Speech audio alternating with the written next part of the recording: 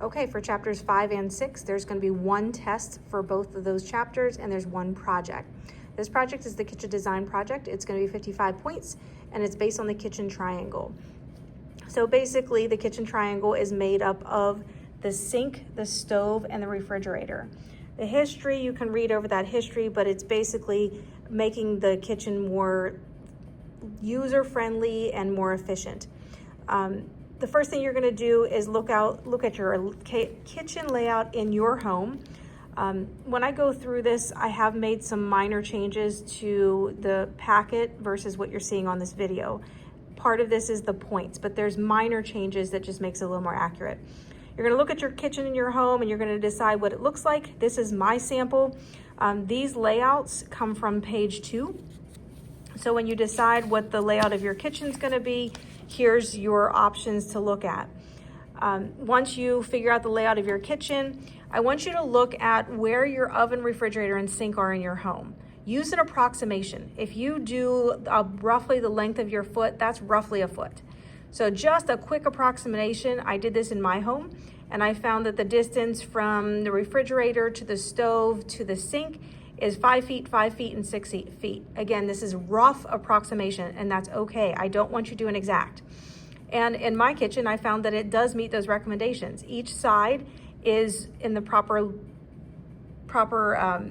side lengths of 4 to 9 feet, and the perimeter is approximately 13 to 26 feet. So I found that my kitchen does work. If yours does not, you will not receive points off for it. I just want you to be looking at your own kitchen. So the first thing you're going to do is decide on the size and the shape and the layout of your kitchen. So on the grid provided, you're going to decide the size and shape. You're going to keep in mind that there's 6 inches for each box, and there's 2 grids provided. I'm going to show you both of mine. One grid is for the draft, and the other grid is for your final. So when I did mine, here's my draft. As you can see, it is not very neat. And there was some places where I needed to extend the walls to make it work. But if you look at my draft versus my final is neat and presentable and very easy to read. So your draft is just there to show that you did put some planning into this. It's a good idea to use that draft. That doesn't count for any points, but that's going to help your final layout be more accurate and better. So you're going to decide on the size and the shape. Your total area must be at least 90 square feet. You're going to show your work on the last page. That's going to show the area is at least 90 square feet. So on my last page, this shows my area. I did a quick sketch and I found the area of all those pieces and then my total area showing that it's at least 90 square feet. Select one of these options as what you want your layout to be. Look at them, decide which one you want to do. You're going to draw your shape and label your windows, doors, and walls. So the first thing I did was decide on this outside shape, and I labeled some. This is a window. I have a door right here. I tried to make it a little bit thicker of a line or kind of like a zigzag line. And then I decided my general layout. I have like an L-shaped or more of a U-shaped. This is like countertops. I made a closet here, an oven, my sink, my refrigerator, and then I added a little island here. This is my eating area where my table is and my light, which I'll get to in just a few minutes. The next thing is you have to decide on your triangle placement. You have to decide where you would like to put your oven, your sink, and your refrigerator so that it meets these 2 criteria. These 2 criteria is what you're going to be graded on to make sure that you have them placed properly. You don't want them to be too far away or too close. When you place those 3 items, those 3 important items, keep in mind you're actually going to choose these items from either Lowe's or the Home Depot website, and your budget for those 3 items is $6,500.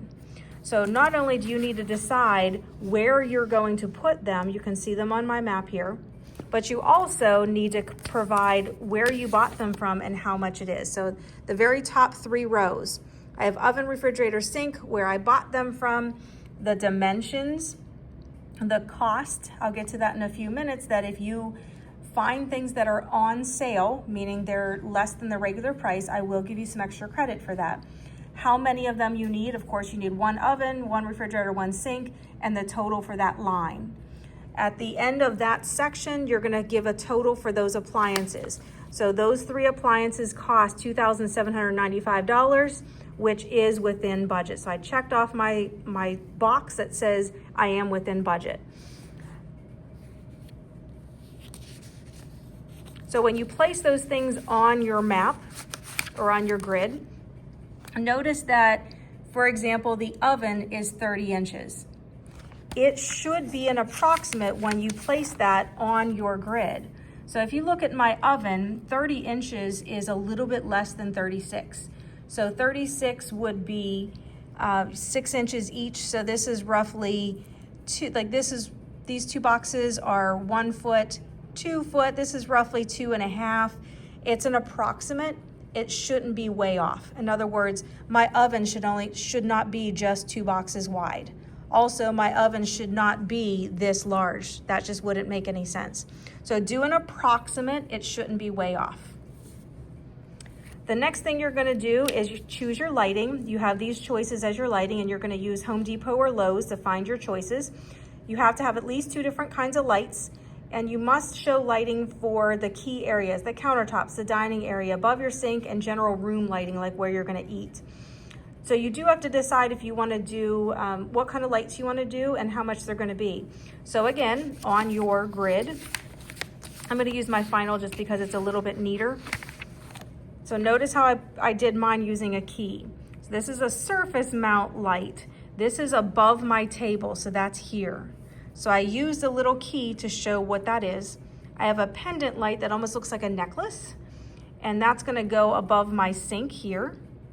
Under cabinet lights, all these little ovals, that's where I'm putting my under cabinet lights. On my budget sheet, I need to include what kind of lights I chose, where I bought them from, also my dimensions, the price.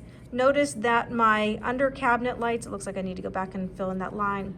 Under cabinet lights, they were $19.97. I need 4 of them, so that row's total is $79.88.